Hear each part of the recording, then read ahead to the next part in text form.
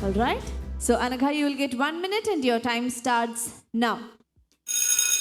We live in a century which perceives the world as a global village, and it is our duty to facilitate the future of this global village. Greetings to one and all. The advent of foreign universities into the realm of higher education is a welcome step, mainly due to three reasons: intellectual, talent-oriented, and economical reasons. Intellectually, this is a much necessary breakaway from conservative nationalism, which focuses on self-centrism and seclusion. Through the advent of foreign universities, there is cross-cultural milieu and a harmonized global exchange of ideas which will lead to the attainment of greater milestones. Economically speaking, foreign universities shall help in saving $18 billion per year in foreign exchange and shall also offer courses which are affordable to a greater section of students or greater strata of students in geographic and monetary terms. From the perspective of harnessing indigenous talent through the advent of foreign universities, the severe problem of brain drain can be tackled, and also the position of India can be placed a few notches higher as one of the most viable educational destinations in the world as well. Right. Now we move to Amrita and your time starts now. The unspoken perspective, that is the false aspirations. As per the CBOT's data, there are 37 countries that have imported foreign higher education institutions, with China at the top, having the topmost university, that is the NYU Shanghai. And no other countries has university that is top ranked. So there is a question that there are lesser chances where universities like Harvard, Stanford, Yale, and Princeton will end up in India. And then comes the student population. As per the Ministry of Education's data, 55.8% of the student population belong to the SC/ST, OBC, and other backward sections of the society. And the foreign universities does not provide any kind of reservation. So this is going to make higher excludability and rivalry among the students who wants to seek higher education. And then comes a very important question. UGC does not commit to any kind of financial help for these foreign university campuses. So how are they going to generate profit for repatriation when the Supreme Court does not allow the operation of for-profit educational institutions? That is, the foreign direct investment of the education sector is at question here. Yes, your time has ended. Now we move to the debate and your time starts now.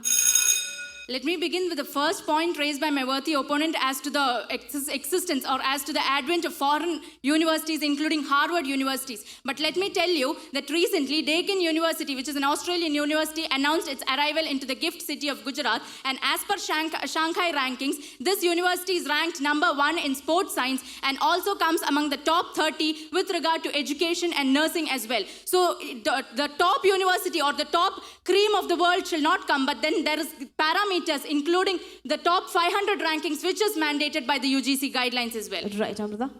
The top universities, so as you say, I am so much concerned about the fee structure and the qualifying things that they take into consideration, that they're going to create a tier of institutions, that is where the foreign resources will flow, and only the elite class of India will have access to. This is going to create a total point against the quality education. What is quality education? Is about reaching to the roots of India and the tribal and the indigenous communities, and I don't see the foreign universities bringing Question that of here. feasibility. There is this twin point of a holistic global outlook which is being facilitated by the advent of foreign universities, and also my friend is hinting at a myopic binary vision whereby only the immensely rich or the immensely poor sections of the students are taken into consideration. But let me remind her that there is the fastest growing segment of the middle income communities which can afford foreign university education by reducing the cost of traveling abroad and settling abroad, and can avail foreign class university education within their country as well. This reminds me of why the students want to go to abroad. As per the US National Science Foundation survey, it says that the students are wishing to go abroad and study because of their quality of life and their employment and their need to explore the international culture, food, and all kind of exposure. If the foreign universities are to come here, all the students who wish to have all these qualities will anyway end up in the foreign countries. Anagha? Again, reminding of a twin benefit. Through the foreign universities being set up in the Indian atmosphere, the students can get the benefits of the Indian atmosphere and can avail global outlook through the foreign universities. And this should remind my friend that foreign universities coming into the Indian soil does not mean the replacement of Indian universities or the replacement of Indian students. Rather, it hints at a collaboration of the educational systems of foreign countries and India as well. And this has already been contained in various schemes, and the National Education education policy of 2020 and various schemes such as the GAYAN, the Study in India and the Spark initiatives, and this is consolidated into a more clear form through the UGC guidelines Right. in Of Of course, 2020. it does replacement in many factors, not only in search of helping the students stay in India, we are going to lose all our faculties in the higher education sector. That is, the Confederation of Indian Industry says that the 40% of the teachers are willing to go to the foreign universities, and we are using this good faculty who are supposed to raise the standards of our higher education. At the same time, why don't we think about creating autonomy to the IIMs and IITs? Because we have the Indian School of Business in Hyderabad, which recently, within a decade, has raised to the top 20 global level as per the Federation of States Times report. Yes, Anakha. Regarding her point of autonomy, let me remind my friend that at this juncture, the Indian universities have the autonomy to raise their campuses abroad. In January 29, 2024, the first batch of classes of IIT Delhi began at the Abu Dhabi campus.